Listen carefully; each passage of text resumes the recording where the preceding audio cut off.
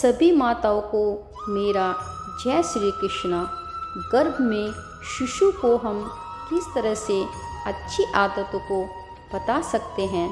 गर्भस्थ शिशु को अच्छे संस्कार देने की शुरुआत गर्भ से ही शुरू हो जाती है और हर माता पिता अपने बच्चों को अच्छी परवरिश के साथ अच्छे संस्कार भी देने की कोशिश करते हैं। भारतीय संस्कृति में कई तरह के रीति रिवाजों का पालन किया जाता है और गर्भावस्था के दौरान गर्भ संस्कार करने का बहुत महत्व है। गर्भ संस्कार में गर्भ का अर्थ है गर्भस्थ शिशु और संस्कार का संबंध है शिक्षित करने से है। गर्भावस्था के दौरान शिशु को शिक्षित करने और सकारात्मक विचारों एवं मूल्यों को अपनाने के लिए प्रेरित करने को ही गर्भ संस्कार कहा जाता है। पारंपरिक मान्यताओं के अनुसार शिशु का मानसिक और धार्मिक विकास गर्भ में ही शुरू हो जाता है और इसी समय उसकी पर्सनैलिटी भी विकसित होती है। विज्ञान ने भी सदियों पुरानी इन मान्यताओं को स्वीकारा है। रिसर्च की माने तो शिशु के 50% मस्तिष्क का विकास गर्भ के अंदर ही हो जाता है। भारतीय संस्कृति के अनुसार गर्भ से ही शिशु को अच्छी शिक्षा देनी शुरू कर देनी चाहिए। महाभारत में भी अर्जुन के पुत्र अभिमन्यु ने भी माँ के गर्भ में ही युद्ध की नीतियाँ सीख ली थी। गर्भ संस्कार का मतलब है शिशु को अच्छे संस्कार देना।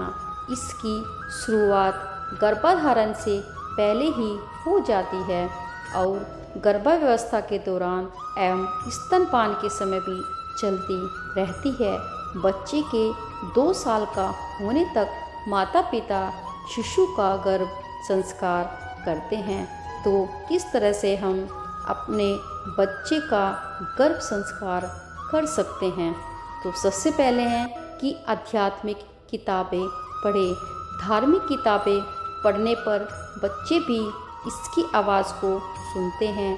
गर्भ में 7 महीने के होने के बाद शिशु माँ की आवाज़ें सुनने लगता है। इसीलिए अगर गर्भवती माँ धार्मिक कथा पढ़ेंगी तो इसका असर उसके बच्चे पर भी पड़ेगा। बच्चा आवाज़ सुनने के साथ साथ उस पर प्रतिक्रिया भी देता है। धार्मिक किताब पढ़ने से बच्चे में सकारात्मक विचार और भावनाएं आती है। माँ का मन भी शांत रहता है और गर्भावस्था के दौरान डरावनी फिल्में देखने से बचें। संगीत सुने।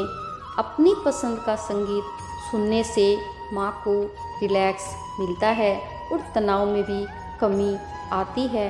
शिशु को भी संगीत अच्छा लगता है। इस बात को साबित करने के लिए कई वैज्ञानिक अध्ययन कर चुके हैं कि गर्भावस्था के दौरान संगीत सुनने से गर्भस्थ शिशु स्मार्ट बनता है। वैज्ञानिक भी इस बात से सहमत हैं कि माँ का स्ट्रेस शिशु तक पहुँच सकता है और गाना सुनने से माँ और बच्चे दोनों का तनाव कम हो सकता है। प्रेगनेंसी में गायत्री मंत्र, हनुमान चालीसा और अन्य भजन सुन सकती हैं। योग और ध्यान। गर्भावस्था के दौरान योग करने से प्रेग्नेंट महिलाएं रिलैक्स और शांत रहती है। इससे नॉर्मल डिलीवरी और हेल्दी प्रेगनेंसी में भी मदद मिलती है। वही मेडिटेशन करने से माँ के दिमाग में सकारात्मक विचार आते हैं और बच्चा शारीरिक, भावनात्मक और आध्यात्मिक रूप से स्वस्थ बनता है। घी खाना। आयुर्वेदिक में प्रेगनेंसी के दौरान अब 4 महीने से लेकर 9वें महीने तक गाय का घी खाने की सलाह दी जाती है।